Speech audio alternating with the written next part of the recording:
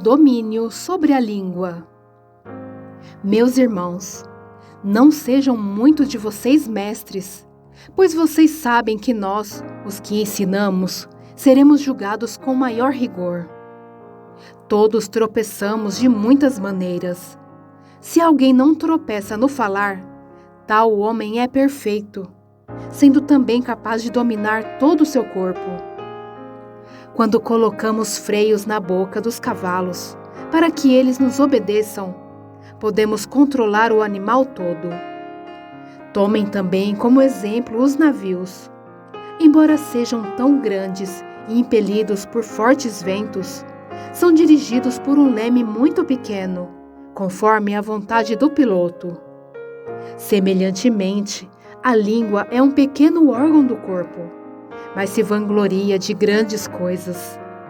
Vejam como um grande bosque é incendiado por uma simples fagulha. Assim também, a língua é um fogo. É um mundo de iniquidade. Colocada entre os membros do nosso corpo, contamina a pessoa por inteiro, incendeia todo o curso de sua vida, sendo ela mesma incendiada pelo inferno. Toda espécie de animais, aves, répteis e criaturas do mar doma-se e tem sido domada pela espécie humana. A língua, porém, ninguém consegue domar. É um mal incontrolável, cheio de veneno mortífero. Com a língua bendizemos o Senhor e Pai, e com ela amaldiçoamos os homens, feitos à semelhança de Deus. Da mesma boca procedem bênção e maldição. Meus irmãos, não pode ser assim. Acaso podem sair água doce e água amarga da mesma fonte? Meus irmãos, pode uma figueira produzir azeitonas, ou uma videira figos? Da mesma forma, uma fonte de água salgada não pode produzir água doce. Os dois tipos de sabedoria. Quem é sábio e tem entendimento entre vocês, que o demonstre por seu bom procedimento, mediante obras praticadas com a humildade que provém da sabedoria. Contudo, se vocês abrigam no coração inveja amarga e ambição egoísta, não se gloriem disso, nem neguem a verdade. Esse tipo de sabedoria não vem dos céus, mas é terrena, não é espiritual, mas é demoníaca. Pois onde há inveja e ambição egoísta, aí há confusão e toda espécie de males. Mas a sabedoria que vem do alto é antes de tudo pura, depois pacífica, amável, compreensiva, cheia de misericórdia e de bons frutos, imparcial e sincera. O fruto da justiça semeia-se em paz para os pacificadores. A submissão a Deus. De onde vêm as guerras e contendas que há entre vocês? Não vêm das paixões que guerreiam dentro de vocês? Vocês cobiçam coisas e não as têm. Matam e invejam, mas não conseguem obter o que desejam. Vocês vivem a lutar e a fazer guerras. Não têm, porque não pedem. Quando pedem, não recebem, pois pedem por motivos errados, para gastar em seus prazeres. Adúlteros, vocês não sabem que a amizade com o mundo é inimizade com Deus? Quem quer ser amigo do mundo, faz-se inimigo de Deus. Ou vocês acham que é sem razão que a Escritura diz que o Espírito que Ele fez habitar em nós tem fortes ciúmes? Mas Ele nos concede graça maior. Por isso diz a Escritura: Deus se opõe aos orgulhosos, mas concede graça aos humildes.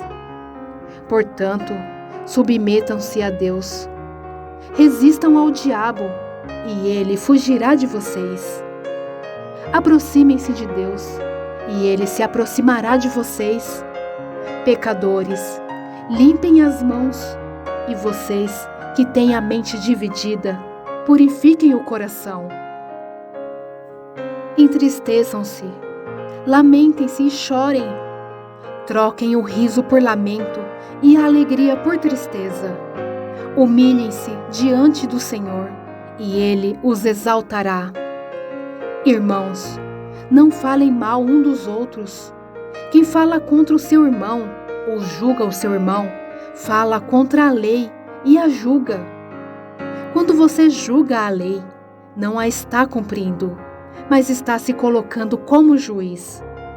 Há apenas um legislador e juiz, aquele que pode salvar e destruir. Mas quem é você para julgar o seu próximo? A incerteza dos planos humanos.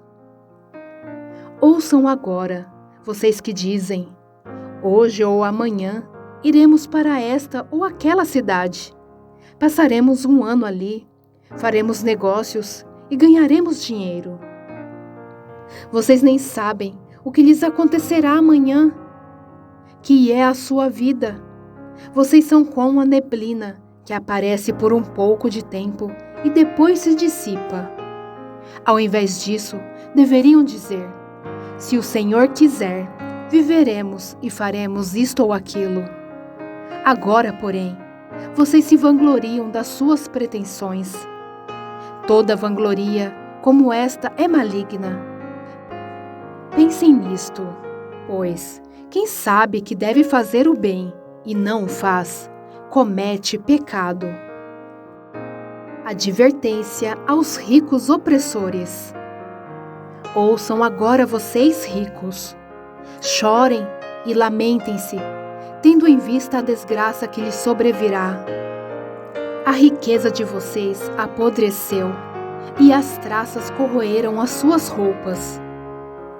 O ouro e a prata de vocês enferrujaram, e a ferrugem deles testemunhará contra vocês, e como fogo lhes devorará a carne. Vocês acumularam bens nesses últimos dias.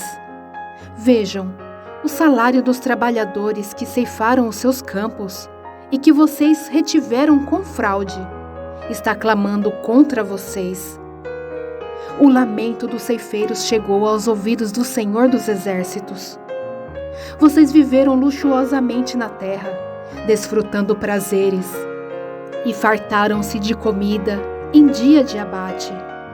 Vocês têm condenado e matado o justo, sem que ele ofereça resistência. Paciência nos sofrimentos.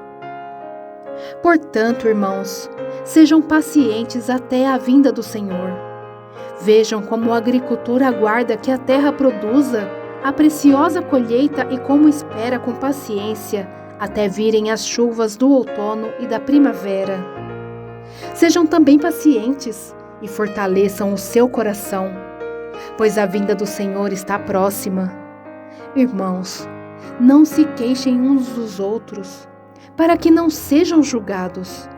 O juiz já está às portas.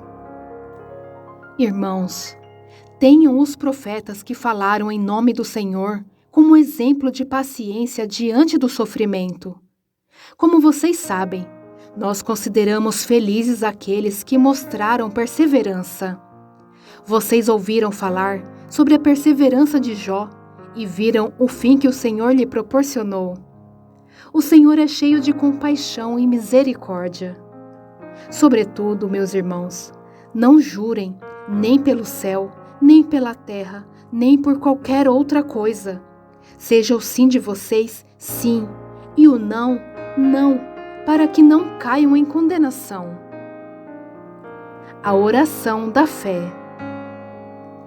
Entre vocês há alguém que está sofrendo? Que ele ore. Há alguém que se sente feliz? Que ele cante louvores. Entre vocês há alguém que está doente?